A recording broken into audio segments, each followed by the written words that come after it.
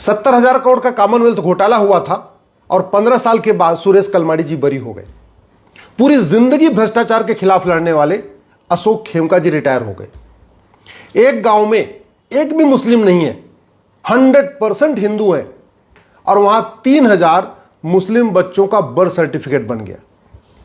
एक मजदूर हॉस्पिटल में गया था, उसके सर में चोट लगी थी, उसको बेहोशी का इंजेक्शन दिया, सर का इलाज तो किया, लेकिन उसकी किडनी भी निकाल दिया। और कलकत्ता में जो डॉक्टर बेटी का बलात्कार हुआ था, इसकी हत्या हुई थी, उसके पिताजी कह रहे हैं ना हमको सीबीआई पे भरोसा है, ना हमको भारत के कोर्ट के ऊपर भरोसा है।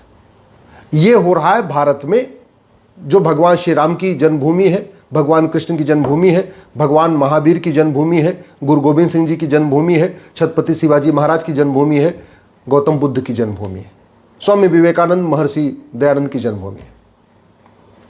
मैं आप लोगों से आग्रह कर रहा हूं, अपने फेसबुक, ट्विटर, इंस्टाग्राम पे आवाज उठाइए, बोलिए, दल गुलामी छोड़िए, पॉलिटिकल पार्टियां जितना कहती हैं केवल उतना मत करिए, थोड़ा अपना बुद्धि विवेक उपयोग करिए, नहीं तो पॉलिटिकल पार्टियां आपका मानसिक खतना कर देंगी।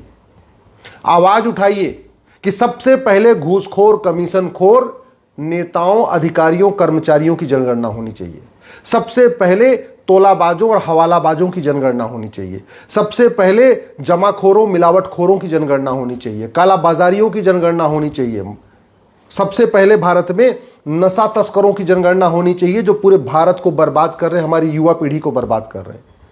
मानव तस्करी करने वालों की जनगणना होनी चाहिए, जो हमारी छोटी छोटी बच्चियों को, हमारे बच्चों को किडनैप कर रहे हैं। जनगणना होनी चाहिए सबसे पहले लब जिहाद, लैंड जिहाद करने वालों की।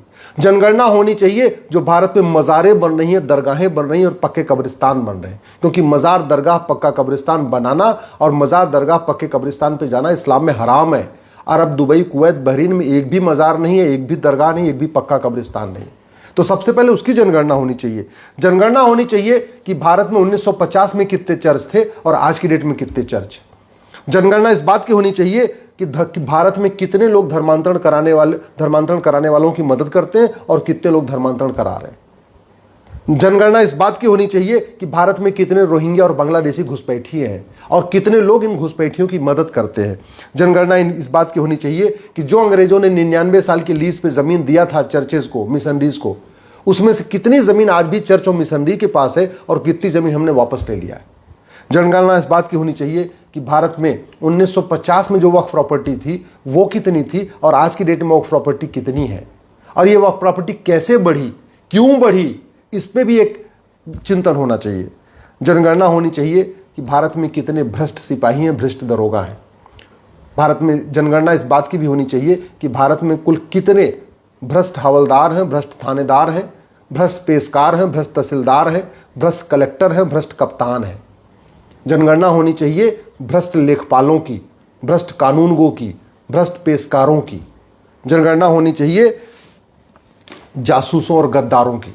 जनगणना होनी चाहिए थाने के भ्रष्टाचार से मरने वालों की। जनगणना होनी चाहिए जो तहसीलदार के भ्रष्टाचार से परेशान होकर आत्महत्या कर ले रहे हैं, उनकी जनगणना होनी चाहिए। जनगणना होनी चाहिए भ्रष्ट जजों की, जो पैसा लेके सीधे सीधे न्याय बेच रहे हैं।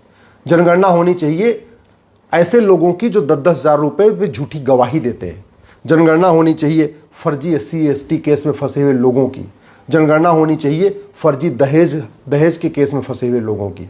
जनगणना होनी चाहिए फर्जी छेड़छाड़ और बलात्कार से में फंसे हुए लोगों की। जनगणना होनी चाहिए एयर पोल्यूशन, वाटर पोल्यूशन से मरने वालों की। जनगणना होनी चाहिए रोड एक्सीडेंट से मरने वालों की। जनगणना होनी चाहिए जमीन विवाद में जो झगड़े होते हैं उससे मरने वालों की। जनगणना होनी चाहिए फर्जी आधार बनाने वालों की। जनगणना होनी चाहिए फर्जी राशन कार्ड बनाने वालों की। जनगणना होनी चाहिए फर्जी बर्थ सर्टिफिकेट बनाने वालों की।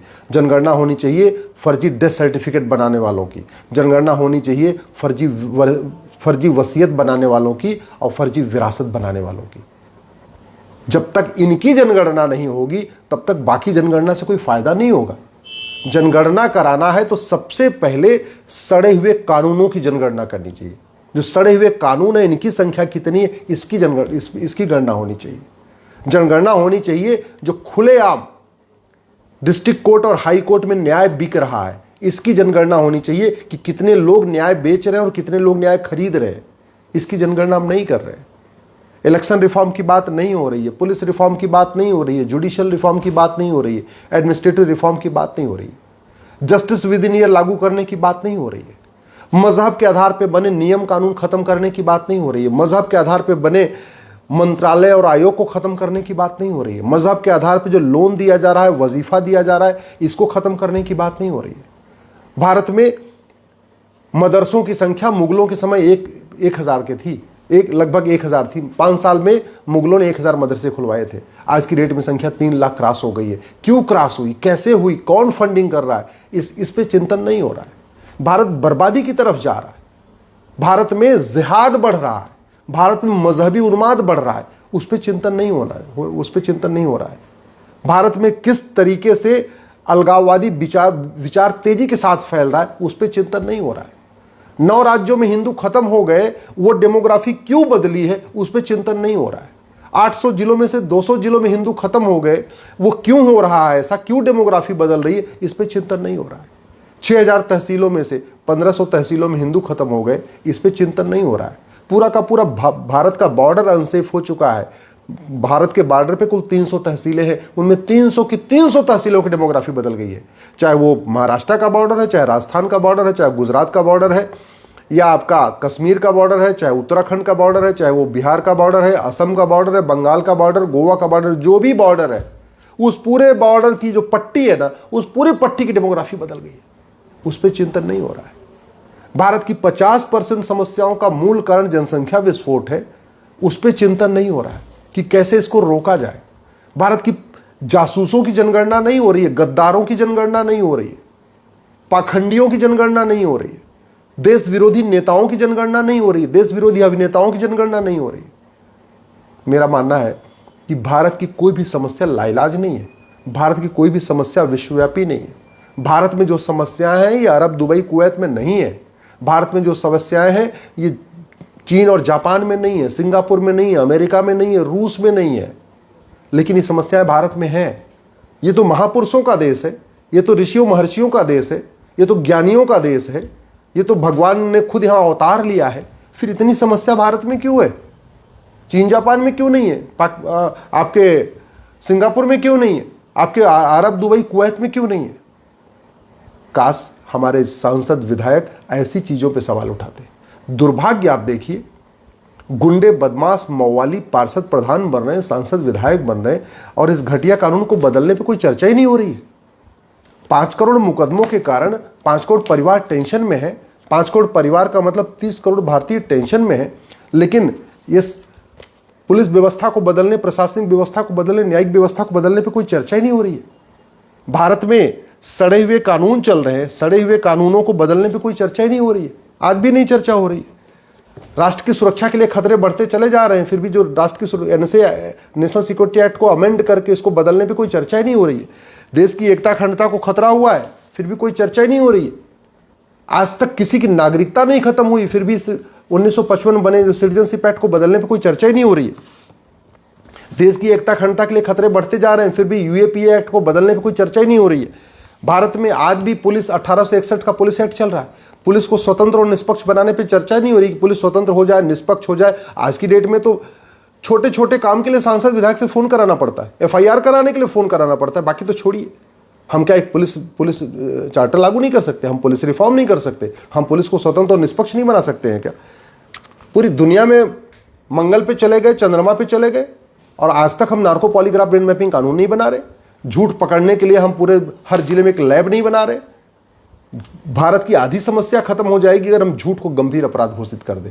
अगर झूठ बोलना, झूठे वादे करना, झूठी शिकायत करना, झूठा एफआईआर कराना, झूठे डॉक्यूमेंट बनवाना, झूठी गवाही देना, झूठी जांच करना, झूठा फैसला देना, झूठा आधार बनवाना, झूठा राशन कार्ड बनवाना, झूठा बर्थ सर्टिफिकेट बनवाना, झूठा डेथ सर्टिफिकेट बनवाना, झूठा एज सर्टिफिकेट बनवाना, झूठा पासपोर्ट बनवाना, झूठा वसीयत बनवाना, झूठा विरासत बनवाना, इसको गंभीर अपराध घोषित कर दे, आधी समस्या खत्म हो जाएगी। लेकिन नहीं, और इसको करने में कोई बहुत लागत भी नहीं आएगी, कोई 1 पैसे का काम नहीं होना। 5 साल के अंदर ये सब काम हो सकते हैं।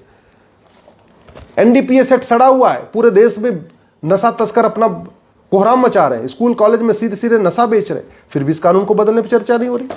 ये पूरे देश में बेनामी लेन देन चल रहा है, कानून महज सड़ा हुआ है, इस कानून को बदलने की कोई चर्चा ही नहीं हो रही है।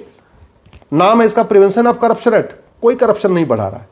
70,000 करोड़ का कॉमनवेल्थ घोटाला करने वाले कालमाड़ी छूट गए सबूत के अभाव में। कुछ दिन के बाद 1,76,000 करोड़ का 2G घोटाला करने वाले भी छूट जाएंगे, 1,86,000 करोड़ का कोयला घोटाले करने वाले भी छूट जाएंगे। इस पर कोई चर्चा ही नहीं हो रही। मनी लॉन्ड्रिंग पूरे देश में हाहाकार मचा हुआ है। अलगाववादियों, कट्टरपंथियों, जिहादियों सबकी फंडिंग मनी लॉन्ड्रिंग के जरिए हो रही है। इस कानून को बदलने में कोई चर्चा ही नहीं हो रही। राइट टू एजुकेशन एक्ट से मदरसों को बाहर निकाल दिया, 2012 में कांग्रेस निकाला, इसको बदलने में कोई चर्चा ही नहीं हो रही। आज भी देश का विभाजन माइनॉरिटी मजहब के आधार पर हुआ था, फिर भी माइनॉरिटी कमीशन चल रहा है, माइनॉरिटी फिल्म मिनिस्ट्री चल रही है। माइनॉरिटी कौन है किसी को नहीं पता। माइनॉरिटी को डिफाइन करने पर चर्चा नहीं हो रही है। हेट स्पीच को डिफाइन नहीं किया जा रहा, माइनॉरिटी को डिफाइन नहीं किया जा रहा है। धर्म क्या है, रिलीजन क्या है, इसको डिफाइन नहीं किया जा रहा है। भारत में जस्टिस विद इन ईयर के ऊपर चर्चा नहीं हो रही है। बस जिस पे नहीं होना चाहिए उस पे हो रही है, और जो काम करना चाहिए वो नहीं हो रहा है। क्यों? क्योंकि पॉलिटिकल पार्टियों ने आपका मानसिक खतना कर दिया है, आपको उन्होंने दल गुलाम बना दिया है, आपकी सोचने समझने की क्षमता खत्म कर दिया है। अगर आप वास्तव में देश का भला चाहते हैं तो 5,000 फेसबुक फ्रेंड बनाइए और जो सही बात हो उसको लिखना शुरू करिए, उससे देश में जागरूकता आएगी।